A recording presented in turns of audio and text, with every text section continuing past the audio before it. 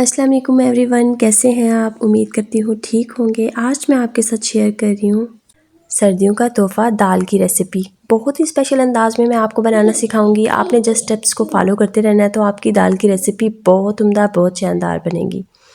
चलिए जी, टाइम ना ज़ाया करते हुए अपनी वीडियो स्टार्ट करते हैं। बिस्मिल्लाहिर्रहमानिर्रहीम। शुरू अल्लाह के नाम से जो नहायत मेहरबान रहम करने वाला है।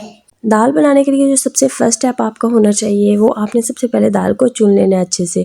इसके अंदर जो ब्लैक पीसीज हैं दाल के वो आपने सेपरेट कर लेने हैं। देन मैंने ले ली है कढ़ाई। कढ़ाई के अंदर मैं दाल को फ्राई कर लूँगी तकरीबन 3 से 4 मिनट के लिए। तब तक फ्राई करूँगी जब तक दाल की खुशबू नहीं आने लग जाती।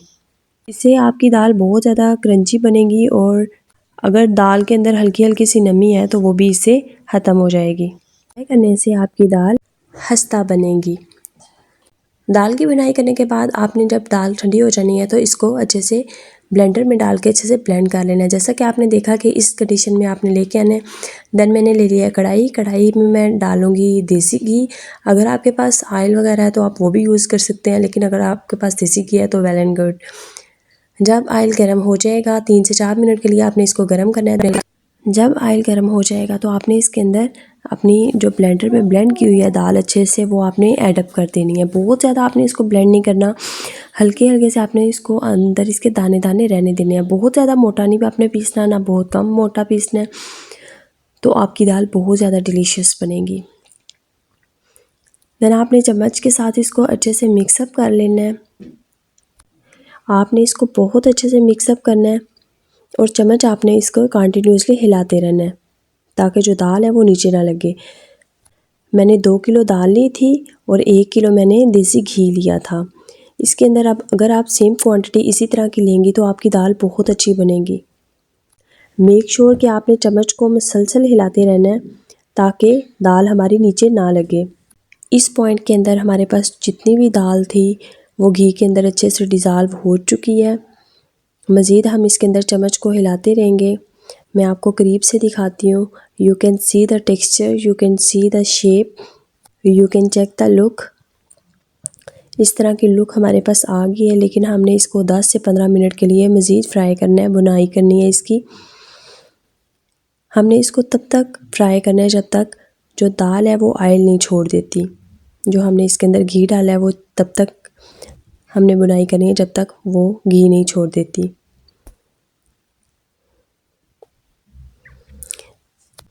ये जो दाल है ये सर्दियों की सौगात है, हर घर में तकरीबन बनती है। हर बंदे का अपना तरीका होता है बनाने का, लेकिन मैं इस स्टाइल से बनाती हूँ तो मैंने सोचा आपके साथ मैं ये रेसिपी शेयर कर दूँ। और साथ ही साथ आपको बताती जाऊँ, अगर आप मेरे चैनल पे नए हैं तो सब्सक्राइब कर दें, लाइक कर दें और कमेंट कर दें। ये देखिए जी, इस पॉइंट पे हमारे पास जो दाल है वो रेडी हो चुकी है ऑलमोस्ट। जब हमने उसको चूल्हे से उतार लेना है तो देन आपने इसके अंदर चीनी ऐड कर देनी है। अगर आपको कम मीठा पसंद है तो आप कम भी ऐड कर सकते हैं, लेकिन मैंने इसके अंदर 2 किलो दाल के अंदर मैंने 1 किलो चीनी ऐड की है, तो बहुत अच्छा टेस्ट इसका बन गया था। कुछ लोग जो चीनी है उसको पाउडर फॉर्म में मिक्स करते हैं, लेकिन मुझे इस तरह की पसंद है तो इसलिए मैंने फुल शुगर यूज़ की है। इसको बहुत अच्छे से मिक्सअप करना है ताकि सारी चीनी जो है वो अच्छे से मिक्सअप हो जाए दाल के अंदर। ये आपने चूल्हे के ऊपर रख के बिल्कुल भी स्टेप नहीं करना,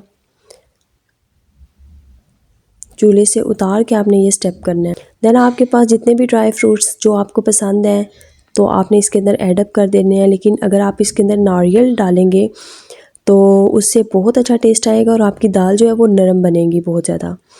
नारियल आप इसमें ज़्यादा क्वांटिटी का डालें। आप देख सकते हैं कि मैंने इसके अंदर नारियल ऐड कर दिया है। अब मैं इसको अच्छे से मिक्सअप कर लूँगी। देन मैंने थोड़े से आलमंड को क्रश किया हुआ था वो मैं इसके अंदर ऐड अप कर दूँगी।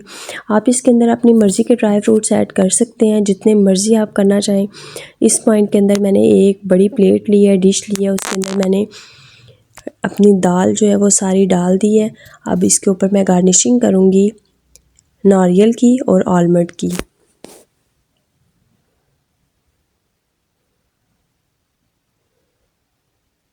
अगर आपने टिक्कियाँ बनानी है इसकी तो आप इसी पॉइंट पे आप इसकी टिक्कियाँ छुरी की मदद से बना सकती हैं।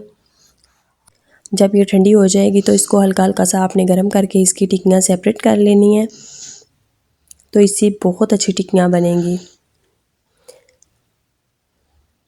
ये थी मेरी आज की वीडियो, ये थी मेरी आज की रेसिपी। अगर आपको मेरी वीडियो, मेरी रेसिपी ज़रा सी भी अच्छी लगी है तो लाइक और कमेंट कर दें, और मज़ीद ऐसी अच्छी और इजी वीडियोस के लिए मेरे चैनल को सब्सक्राइब कर दें। Thanks for watching my video. Thank you. अल्लाह हाफ़िज़। Bye bye. Take care. दुआओं में याद रखिएगा। मिलते हैं एक नई वीडियो के साथ। तब तक के लिए अल्लाह हाफ़िज़।